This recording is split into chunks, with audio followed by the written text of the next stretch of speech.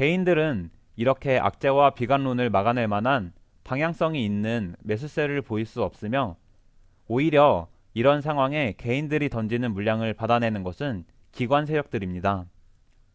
그리고 앞으로 고용지표와 물가지표가 하나둘 완화되는 모습을 보이기 전까지 박스권을 만들고 옆으로 횡보해 개인들의 물량을 받아가며 다음 상승 파동을 만들기 위한 밑작업을 할 수도 있다고 생각합니다.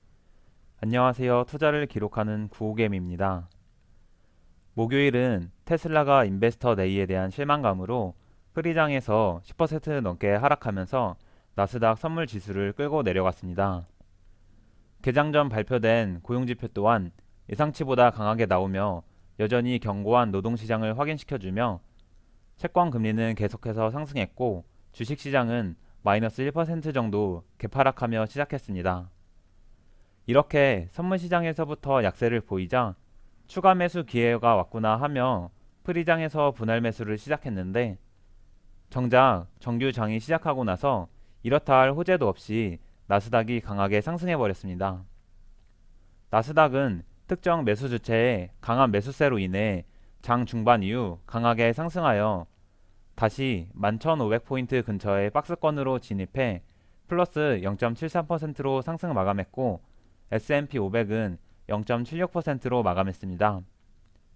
TQQQ는 2.41% 상승해 22.11달러로 마감했으며 저는 어제 프리장에서 10주를 추가 매수하여 보유 수량은 1330주가 됐습니다. 혹자는 라파엘 보스틱 총재가 완화적인 발언을 해서 증시가 올랐다고 설명하는데 목요일 증시는 무슨 일이 있었는지 같이 살펴보겠습니다. 우선 목요일 장 마감 후 발표된 테슬라의 인베스터 데이에서 테슬라는 시장 참여자들이 기대하는 모델2 같은 사항에 관한 자세한 언급이 없고 지속 가능한 미래, 화성 계획같이 뜬구름 잡는 이야기만 늘어놓자 프리장에서부터 실망 매물이 쏟아졌습니다. 이렇게 실망 매물이 나오자 테슬라는 프리장에서 10% 넘게 하락했지만 장 시작하고 나서 나스닥이 상승하자 테슬라도 매수세가 들어와 낙폭을 줄였고 다행히 높은 구간에서의 박스권을 이탈하지 않고 잘 버텨줬습니다. 테슬라가 앞으로도 박스권 하단을 이탈하지 않고 다시 20일 단기 이평선 위로 올라오며 추세를 유지하는지 잘 살펴봐야겠습니다. 테슬라 이슈 이외에 개장 전 10시 30분에 실업수당 청구 건수를 포함한 고용지표가 발표됐습니다. 2월 초에 바닥을 찍고 반등하던 신규 실업수당 청구 건수는 최근 3주간 다시 하락세를 보였습니다. 이렇게 신규 실업수당 청구 건수가 19만 개 수준으로 낮게 머무는 것을 보니 앞으로 발표될 실업률 또한 당장 크게 상승하진 않을 것 같습니다. 같은 시간 발표된 4분기 미국 단위노동 비용은 전달 수치와 예상치를 크게 상회하는 3.2%로 발표되며 이 또한 상승세를 보이고 있습니다. 22년 3분기에 바닥을 찍은 단위 노동 비용이 상승세를 보이는 것은 여전히 임금 인플레이션 압력이 강하다는 것을 의미합니다.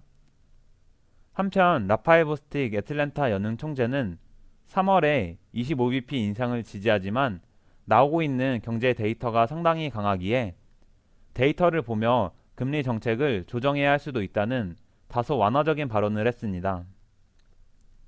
그리고 혹자는 아직도 연준 의원이 완화적으로 발언해서 주식이 올랐다, 매파적으로 발언해서 주식이 떨어졌다 라고 말하지만 시장은 이제 연준 의원들의 말을 전혀 듣지 않고 있으며 그들의 발언은 주가에 별 영향을 주지 않습니다.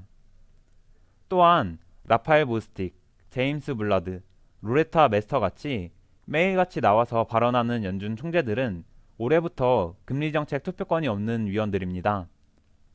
23년도에 FOMC 투표권을 갖는 12명은 파월 의장과 브레이너드 부의장을 포함한 7명의 연준 이사들과 5명의 연은 총재들이니 투자에 참고하시면 될 것 같습니다.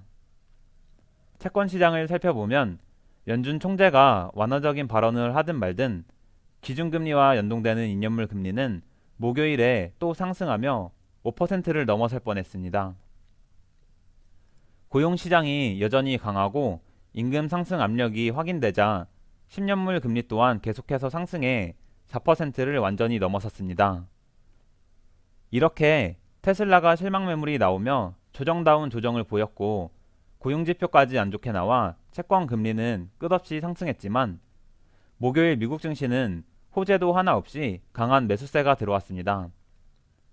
나스닥은 2월 한 달간 온갖 악재와 비관론으로 충분한 조정을 보였고 그 악재와 비관론은 하나도 해결되지 않은 채 그대로 시장에 남아 있습니다. 그럼에도 나스닥은 최근에 200일 이동평균선 근처에서 계속 매수세가 들어오며 강하게 지지하고 있습니다. 개인들은 이렇게 악재와 비관론을 막아낼 만한 방향성이 있는 매수세를 보일 수 없으며 오히려 이런 상황에 개인들이 던지는 물량을 받아내는 것은 기관 세력들입니다.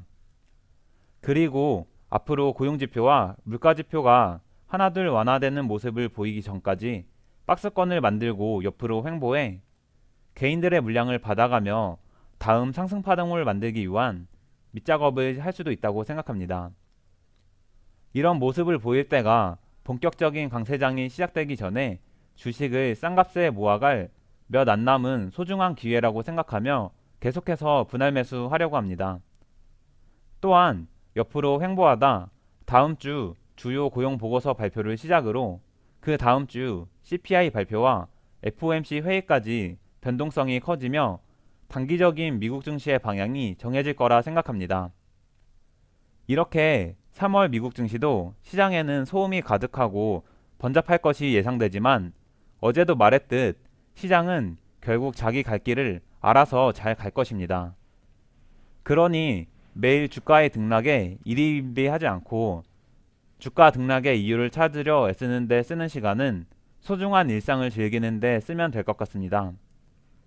이제 내일부터 즐거운 주말이 시작되는데 다들 불금 보내시길 바라며 영상 마치겠습니다. 내용이 유익하셨다면 좋아요, 앞으로도 구호개미의 투자 과정이 궁금하시다면 구독, 미국 증시나 투자에 대한 의견은 댓글로 부탁드립니다. 영상 시청해주셔서 감사합니다.